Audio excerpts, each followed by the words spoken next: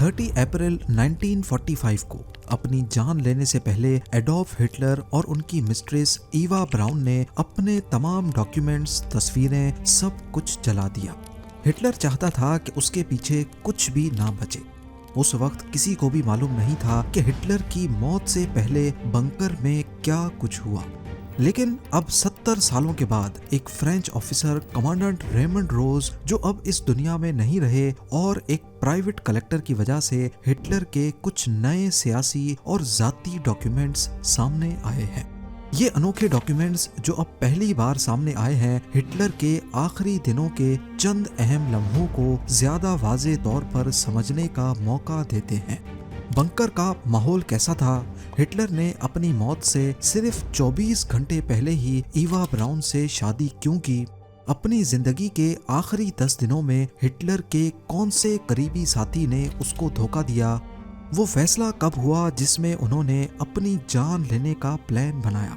और सबसे बढ़कर वो कौन सी चीज थी जिसकी वजह से अलाइड फोर्सेस को ये मालूम पड़ा कि ये डेड बॉडी हिटलर की ही है? ज़ेम टीवी की वीडियोस में एक बार फिर से खुशामदीद।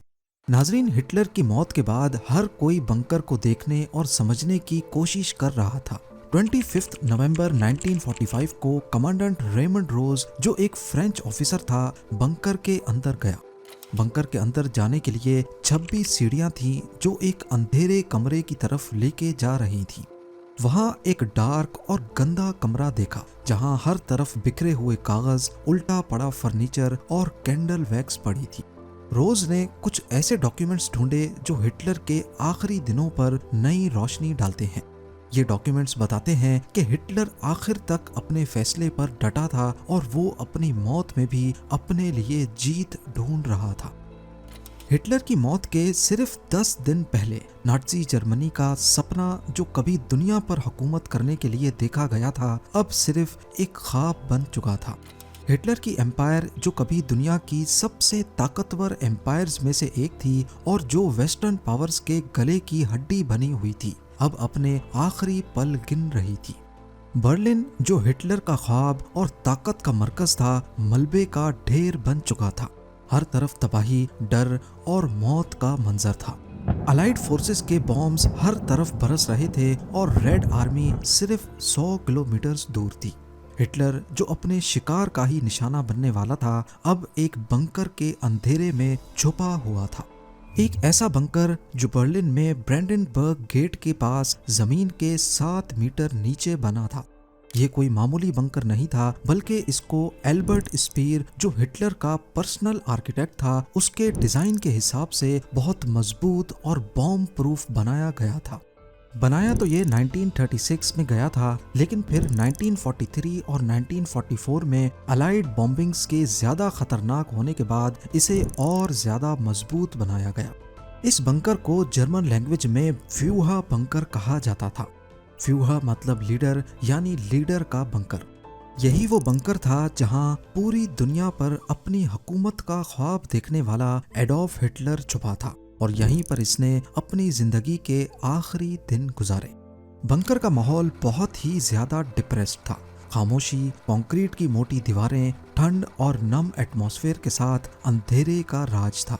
ये बंकर एक भूल भुलैया की तरह था, जिसमें छोटे छोटे कॉरिडोर्स और कमरे थे जहां दम घुटने की फीलिंग्स आती थी। इस बंकर में हिटलर के लिए 3 कमरों की एक प्राइवेट स्पेस थी, जिसमें से एक मीटिंग रूम जहां वो रोजाना 2 बार अपने मिलिट्री ऑपरेशंस के लिए मीटिंग रखता। ईवा ब्राउन, जो उसकी मिस्ट्रेस थी, उसके लिए एक छोटा कमरा और इन दोनों का एक शेयर्ड बाथरूम भी था। इस बंकर का माहौल डिप्रेशन और डर से भरा था।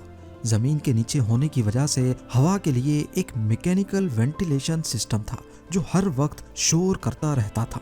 ये शोर न सिर्फ जिस्मानी बेआरामी का बायस था, बल्कि यहाँ रहने वालों के लिए मेंटल टॉर्चर भी था। आखिरी 10 दिनों में हिटलर सिर्फ फिजिकली ही नहीं बल्कि दिमागी तौर पे भी टूट चुका था। इसको पार्किंसंस डिजीज यानी हाथ कांपने वाली बीमारी लग चुकी थी। वो अपनी इस बीमारी को छुपाने के लिए अपना उल्टा हाथ अक्सर जेब में रखता या फिर उसे ऐसे पोजीशन में रखता कि सामने वाले को पता ना चल सके। आखिरी 10 दिनों में उसका हाथ लगातार कांपता था और उसे चलने में भी मुश्किल होती थी। डॉक्टर्स का कहना था आखिरी 10 दिनों में हिटलर का चेहरा इतना सफेद और थका हुआ था कि वो अपनी एज से 10-15 साल बड़ा लगने लगा। इन दिनों में जो भी ऑफिसर्स उससे मिलते वो उसकी गिरती हुई हेल्थ कंडीशन देखकर चौंक जाते थे। यहाँ तक कि बंकर में मौजूद हिटलर का पर्सनल डॉक्टर थियोडोर मोरेल रोजाना उसे ग्लूकोज और विटामिन्स के इंजेक्शंस लगाता, लेकिन ये सब उसकी सेहत को सुधारने के लिए काफी नहीं था। हिटलर का अपने हाथ पर काबू खोना उसके गिरते हुए मोराल का सबसे बड़ा सबूत था। बंकर में रोजाना का रूटीन इंतहाई बोरिंग था।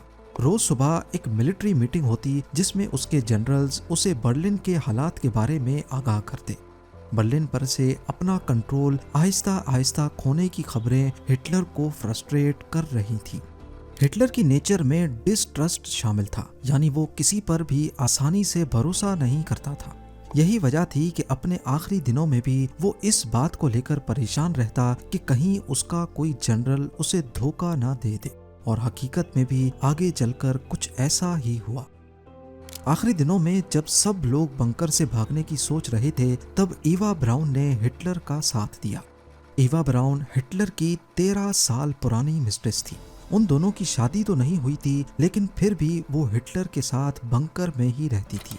एक्सपर्ट्स का कहना है कि बंकर में हिटलर के साथ रहना ईवा ब्राउन की ही जिद थी, और शायद हिटलर की कमजोरी की वजह भी यही थी।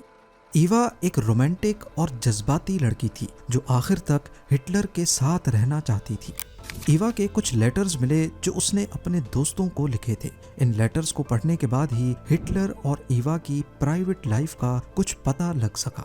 ईवा की जिंदगी का मकसद ही हिटलर के साथ रहना था। अपने एक लेटर में उसने लिखा था कि ये जगह बहुत डरावनी है, लेकिन मैं यहाँ खुश इस वजह से हूँ क्योंकि हिटलर मेरे साथ है। बंकर के अंदर ईवा के दिन का रूटीन बहुत ही लिमिटेड था।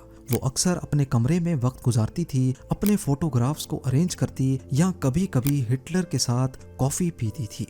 लेकिन एक चीज जो उसके खत से समझ आती है वो ये है कि ईवा ब्राउन खुद को बहुत अकेली महसूस कर रही थी।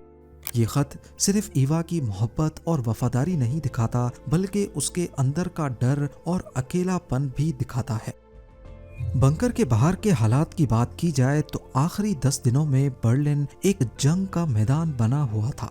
अलाइड बॉम्बर्स हर दिन और हर रात बर्लिन पर बॉम्ब्स गिरा रहे थे।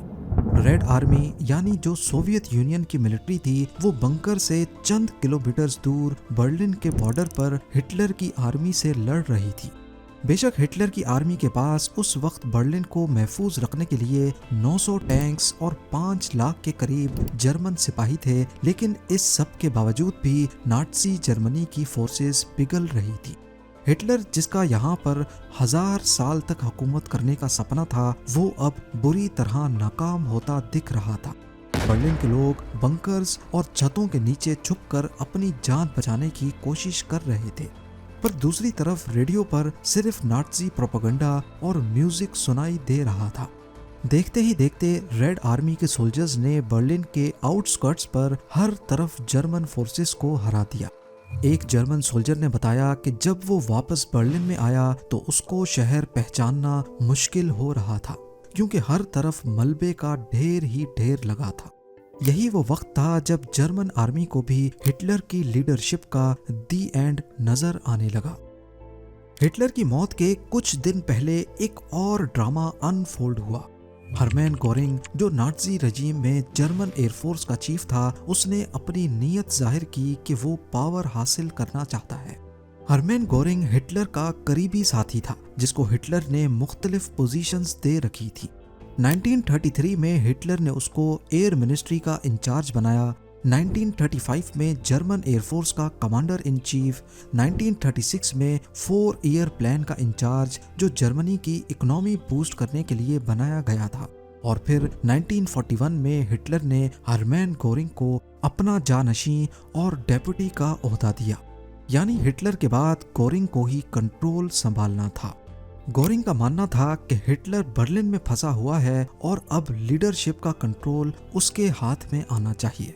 उसने हिटलर को एक टेलीग्राम भेजा जिसमें उसने ये लिखा कि अगर हिटलर अब और डिसीजंस नहीं ले सकता तो वो ऑफिशियली लीडरशिप ट्रांसफर कर दे। ये टेलीग्राम देखकर हिटलर, जो पहले ही काफी डिप्रेस था, गुस्से से आग बगोला हो गया। उसने गोरिंग को तमाम पोजीशन से हटा दिया और उसे गद्दार डिक्लेयर करके उसको अरेस्ट करने के ऑर्डर्स निकाल दिए। बाद में हरमैन गोरिंग को अरेस्ट करके सजाए मौत सुनाई गई, लेकिन उसने अपनी मौत से सिर्फ चंद घंटे पहले जहर खाकर अपनी जान ले ली।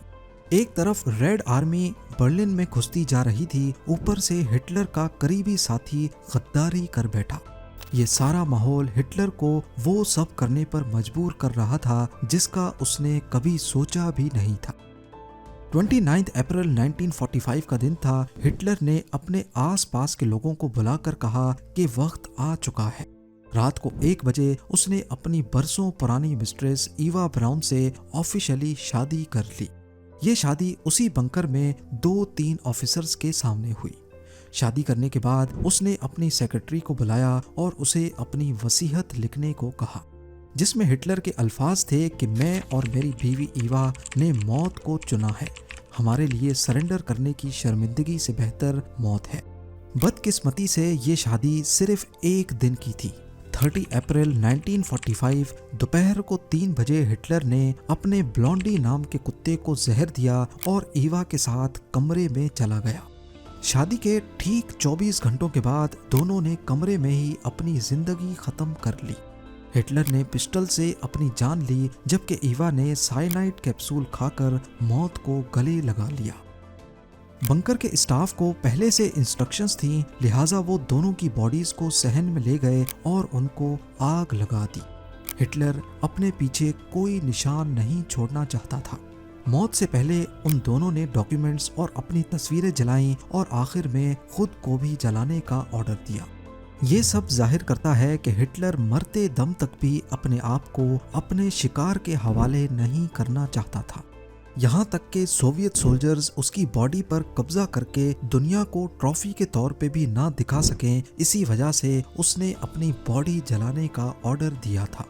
जब रेड आर्मी बंकर में पहुंची तो उन्हें सिर्फ जले हुए रिमेन्स मिले, पर ये हिटलर के थे। ये काफी जांच पड़ताल के बाद पता चला जब उन्होंने हिटलर के दांत के सैंपल्स लिए।